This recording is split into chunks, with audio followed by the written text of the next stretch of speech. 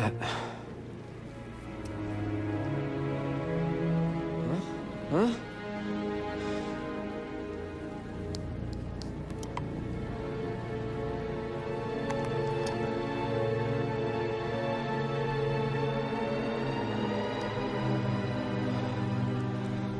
Oh, shit.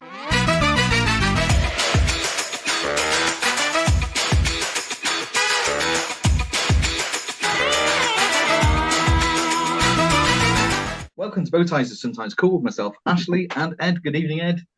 Good evening, Ash. How are you this, I was going to say fine evening, this dark evening? I'm very good, thank you. It's a very relaxed affair this evening. You'll probably get the vibe. We're pretty chilled out. We've got no guests, so we've got no questions to ask. Our third Bowtie's not with us, so it's kind of almost a bit like how we started off, which means it's just going to be me and Ed boring your pants off you. But we're not, because this week we're going to be talking about the X-Files, and more importantly, Gillian Anderson's, I do believe I'm correct in saying this, Gillian Anderson's favourite episode, Bad Blood. That is. Do you believe in creatures of the night? Well, it's obviously not a vampire. Well, why not? Because they don't exist. You have the right to remain silent. I know my methods may seem a little odd to you. Huh? The X-Files. Huh? Oh. An all-new episode Sunday on Fox. That is Series 5, Episode 12. And I'll be honest with you, after this, I watched Series 5. I really loved, I loved everything up to Series 5. And it was on the BBC. And then after that, it went to Sky solely. So sort of 6 onwards, I don't know it as well, even though I bought the DVDs and stuff. It's just, I don't know, haven't watched it as much. But I think sort of 7 onwards, when Mulder wasn't really in it, not the same. But Series 5 is a cracker, and they got to the point where they did some jokey episodes before, but sort of 4 into 5, you've got episodes like the one that we're about to talk about now, and Small Potatoes, where they kind of really took the mickey out of themselves as well. And on that basis, I loved it. I don't know whether people have ever seen this episode, Bad Blood, but it's about Mulder and Scully tracking down or going to Texas to track down vampires. Well, there's been some cattle there that have got some markings which are vampire-like, which Mulder thinks is definitely a vampire, and Scully doesn't because they don't exist. So that's how the episode goes, and it's kind of a two-perspective. It's kind of one of those ones which is a flashback episode. So you get the general premise at the beginning. Things don't go quite as well as they'd hoped, so they have to go and report to Skinner. So they want to get their story straight and just make sure that they recollect it the same way. And so the episode is like 2 halves. So you get Gillian Anderson, Scully's version first, and then David Duchovny, Fox Mulder's version. And they're quite different, but in a very comical way. Now, I've made you, sorry, I always say that. You do it loving, you do it without any pressure from me, Ed, but I've made you watch it. Yeah. You watched it. X-Files, you've watched a few of them. I think there's a couple that might have left you mentally scarred for life. But this one's a good one, isn't it? Come on. No? Yeah, I wasn't a massive X-Files fan back in the day. I sort of knew what it was. I watched it if it was on, but I wouldn't say you could call me a fan. So this was an episode I'd not seen before. But yeah, very much my sort of episode. I love the cold open with somebody being chased through the woods by somebody else. I really, really love the incidental music in it. The incidental music is by Mark Snow's fantastic. And I'm a great fan of sort of the unreliable narrator sort of style of storytelling where, like you said, they've both experienced the same thing, but how they perceive it is incredibly different. And I'm a sucker, sucker, no pun intended, for vampire stories as well. So, yeah, this one sort of, if it was told in a different way, directed in a different way, pitched in a different way, would be a pretty standard X-Files story where, Mulder investigates vampires, Scully doesn't believe him, and then it all gets resolved at the end of one episode. But they've sort of almost deconstructed what an X-Files episode is. And, it might be, maybe if they did it in a standard way, there wasn't enough plot to fill 45 minutes. So they had the 2 perspective thing. I don't know if that was the idea. But, fantastic episode. And also uses the word exsanguination, which I think is a great word. It is a fantastic word. I think Gillian Anderson is fantastic in this one. She said, I don't think I'm wrong in saying I will have to find that article, but I'm sure she said that she loves this one. Well, it's her favorite, but she really does play it for laughs. She plays it dead straight, but comically. David Duchovny as well. I mean, he does have some really funny lines, but not as much. He doesn't actually deviate as much from what we're used to with Mulder, really, because Mulder's a bit more light-hearted, whereas Scully is kind of the serious one, straight down the line, and she just goes totally off that. I mean, when she's doing like when she's doing the autopsy, she's there, such and such white male, arguably having a better time in Texas than I am. And she's talking to the tape and stuff like that. And then when she's doing what was about her second or third autopsy, and she's throwing the organs into the scales because she just had enough, like yada yada yada. And it's just totally away from Scully, really. It's just really great. And then she's there looking at the stuff. What are they eating? Da, da, da. Pizza, which works out that the vampire's been drugging the pizza. But just all of those little things. It's just the way she plays it. It's kind. It just makes it. It just really does. And like you say, the beginning where you've got someone chasing someone through the woods. So you've got this guy being chased through the woods by another guy in a long jacket, and he's shouting for help. And you think, right, well, this is where Mulder and Scully probably need to turn up to save the day. But this is actually where you actually find out that the person that he's running from is Mulder. And Mulder. I mean, listen, we do spoilers here all the time. Mulder puts a stake through his heart, and he's like, "Oh my God, Scully, look at this! Look at his fangs!" And then she taps his teeth, and the fangs fall down at his fake teeth all the time. And he goes, "Oh shh!" And then just from the off, it's just great. And like you say about the music, it's very sort of like light-hearted music all the way through. It really, it's just very. I don't know, it's a perfect episode, in my opinion.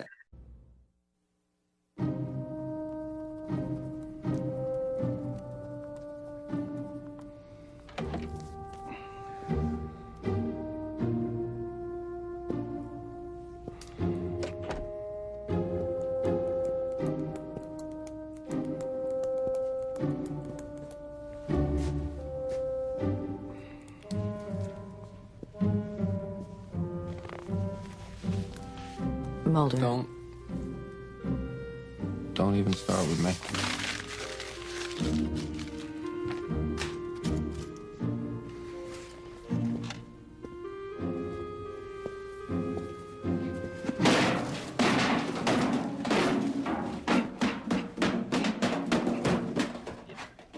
There's another one called Small Potatoes as well, which I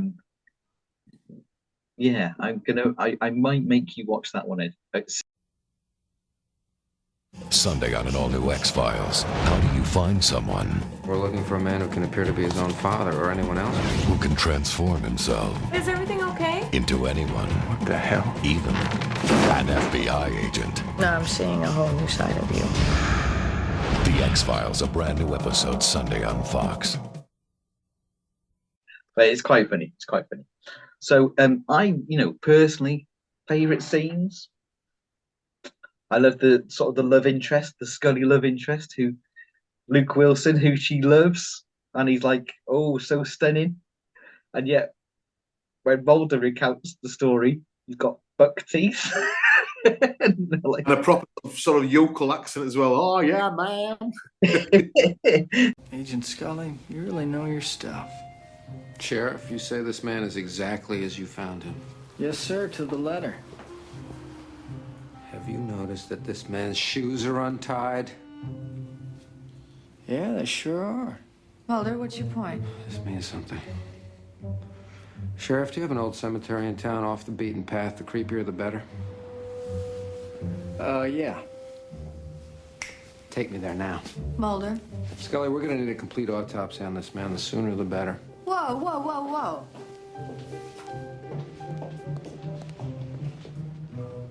What am I even looking for? I don't know.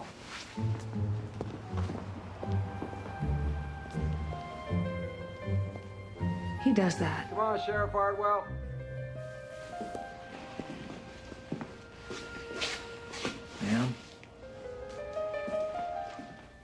apparently your mind was somewhere else.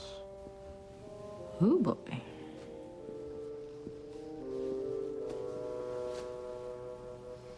Y'all must be the government people. I'm Lucius Hartwell.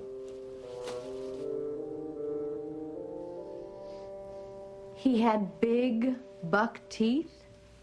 He had a slight overbite. No, he didn't. And that's significant? How? I'm just trying to be thorough. And it's just little things like that, the way that they totally remember things so different. And what else is there? That all vampires are OCD, yeah. That's actually Yes. quite interesting. As folklore goes. So that was quite interesting. And then there just little things about like when they go to they go there in a car park in a trailer park, and this trailer is going round and round and round in circles, and they think the only way they can stop it is by shooting the tires out. And you think, well, yeah, that's fine. And then Mulder goes, well, you see, it's very difficult to shoot tires out. And it's just little things like that, as in, oh yeah, you were unsuccessful. Just little jokes. Yeah, I really like it. Probably my top, well, definitely my top 10. I would say possibly top 5 episodes. There's a few in there that I really like, but that are quite sinister. I like Home. I know you're not a fan of Home. Home's a bit. Oh, that edified the life out of me. Home did. It was horrific.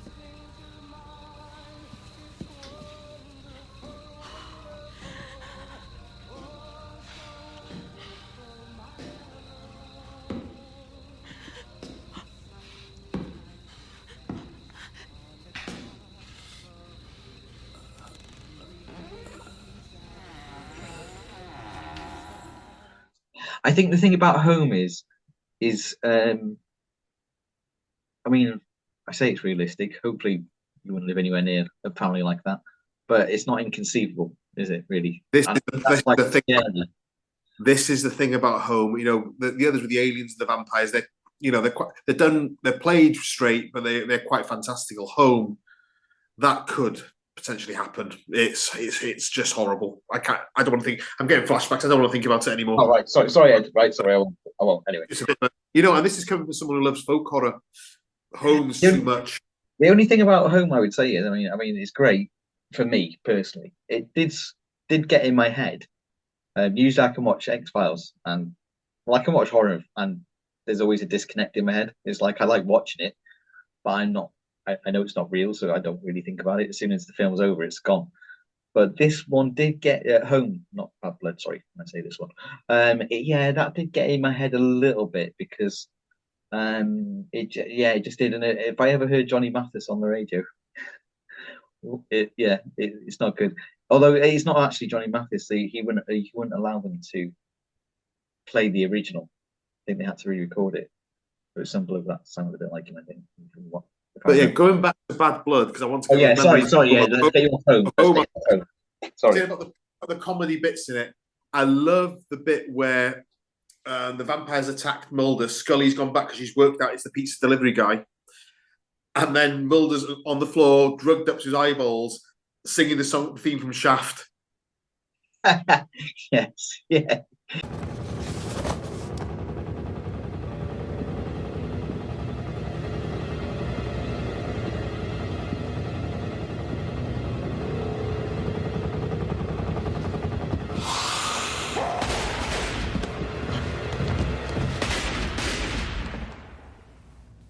That's it?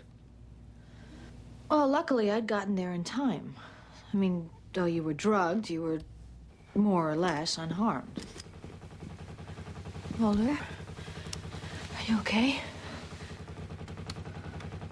Who's the black private dick who's a sex machine with all the chicks? Shaft! Can't dig it. They say this cat Shaft is a bad mother. Shut your mouth. I'm talking about Shaft. I did not. Which he vehemently denies in his account of things. What? That's what's so funny about it. It's just, and then he's always way through. Yeah, he vehemently denies it. Um, in his mind, he's got the story completely straight. They were definitely vampires and so on and so forth. And then just at the very end, when Skinner's about to call him in, I was drugged. That's his.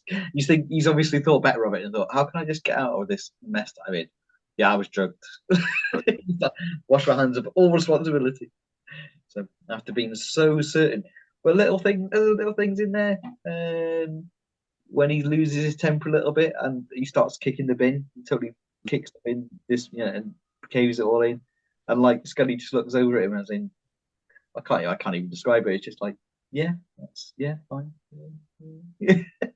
And the chap that Mulder staked family is going to sue the FBI for like 461 million or something very precise like that. Yeah, and she repeats it like a couple of times, doesn't she? She's like 461 million, Mulder. It's just so funny. But even the way that I just love. I mean, it's obviously comical from the beginning. You can be in for a comedy story, but it just never stops giving. It's a bit like, Scully's account. You came into the office exuberant as ever, and he's like all happy and stuff. And then Mulder's there. You came into the office as depressed as ever, or whatever. And they're just just complete opposites. It's like somebody wrote two. Like, we're going to write two stories here, and then we're just going to split it down the middle and go opposite. Yeah. I tell you what I did find interesting about it, though, when the vampire culprit is revealed, and then there's, again, do we do spoilers? We'll do spoilers. It was made in the 90s. If you haven't seen it by now, but when Mulder's trapped in the RV and all the vampires are coming towards him and they get him, and then he wakes up the next morning in the car without a mark on him and they've all disappeared. It's almost like set up for a sequel, but I don't know, did the sequel ever happen? No, not that I can recollect, no. Because we went into Series 6, which kind of went a little bit more. Well, like, Series 6 was quite comical. Have you ever seen? There's one episode in Series 6 actually called Dreamland. Well, Dreamland Part 1 and 2. You ever seen that one? No. That's quite comical. The gist of it is Michael McKean is like a top level guy. I can't remember the ins and outs, but he's high up basically. It's to do with like Area 51 and stuff like that. But whilst he might be high up, he's a complete idiot. And I mean, he's not. I don't want to say he's ugly or anything like that, but he's not a Mulder, who they've obviously tried to sort of make very suave and sophisticated, and they end up basically swapping bodies. Oh, okay. So that's quite interesting. Ladies and gentlemen, Mr. Johnny Cash.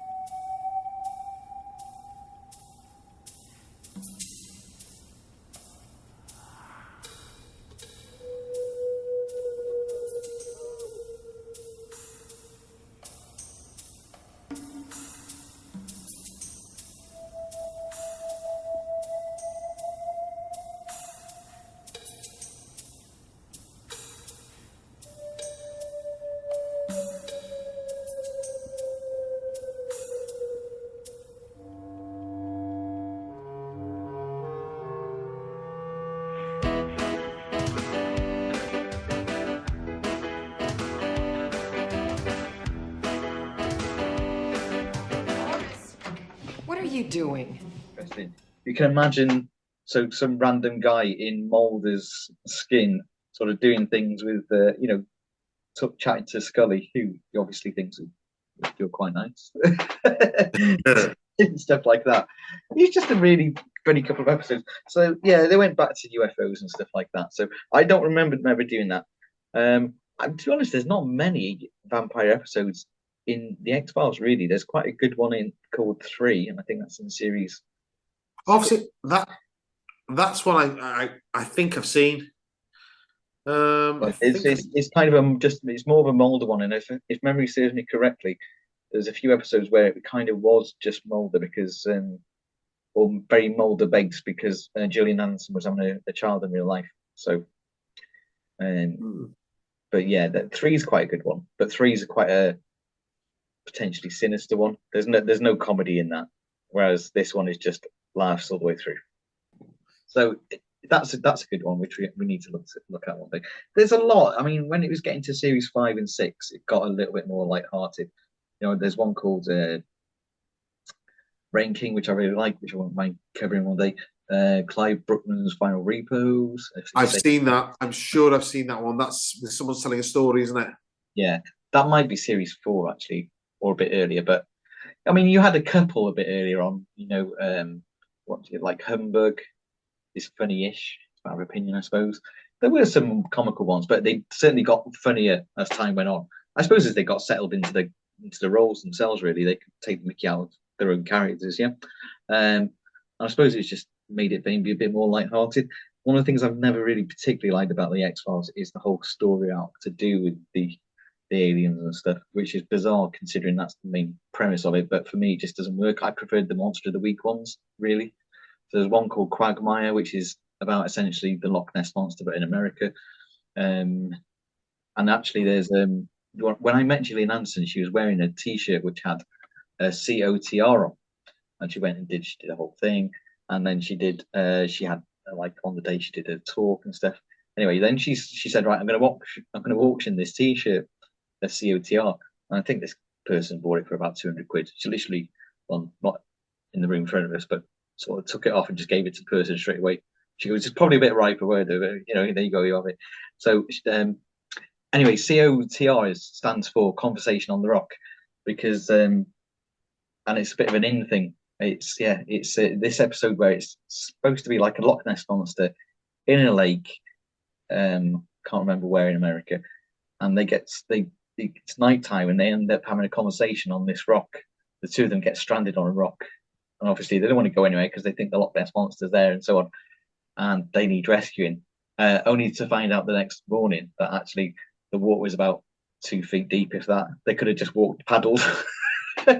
So they've had a whole night on a rock together, when they could have just paddled, like literally two minutes. Anyway, I digress. So we like digressing, though, but we do like digressing. We do. So Ed, if I was gonna I would give this episode a 10. I think I probably made that fairly obvious, to be honest. Not much of an X-Files fan, I know, Ed, but you know, just on its individual merits, what would you? I give it a 7, 6.5, 7, 6. No, better than that. If on its individual merits, because I'm a fan of sort of quirky storytelling. I like the sort of style of the unreliable narrator. Like, for example, I'm one of the people who at the time adored Love and Monsters from Doctor Who, but when everyone else seems to hate it. So I do like when they take a formula and do something different and clever with it, because after 5 series, you've got to get people, so it's getting stale, it's getting repetitive. So the fact in you're halfway through the 5th season that the creatives can do something like this, that's clever, that's witty, that's brilliantly put together, and the direction is fantastic in it. Yeah, I would give it 8.5. Whoa, that is praise indeed from Edward. Yeah, I think if I was a massive X-Files fan, it'd probably be higher. But as a sort of lay X-Files fan, I would put it myself. As a casual X-Files fan, I'd say it's definitely an 8.5, one of the best I've seen. Good. Oh, well, I'm pleased. Yeah, I think, like you say, if you're an X-Files fan, I think a lot of people would rate this highly. Like, I would imagine so anyway, sort of around about 9.5, 10ish, because it is just nice to have those ones thrown in where it's just like, you know what, we're just gonna have a bit of fun for the next 45 minutes and actually take our mickey out of ourselves a little bit. Because some of the X-Files are pretty heavy going as well. I love it, but like some of the episodes are quite draining. So, but I do really prefer the sort of Monster of the Week ones, and there's loads I would like to visit about. Actually thinking about it, the more I think about it, I'm like, yeah, let's do that one. So apart from our James Bond and Doctor Who and Carry On sort of series that we've got slowly developing on the back boiler, yeah, I think we need to add X-Files to it.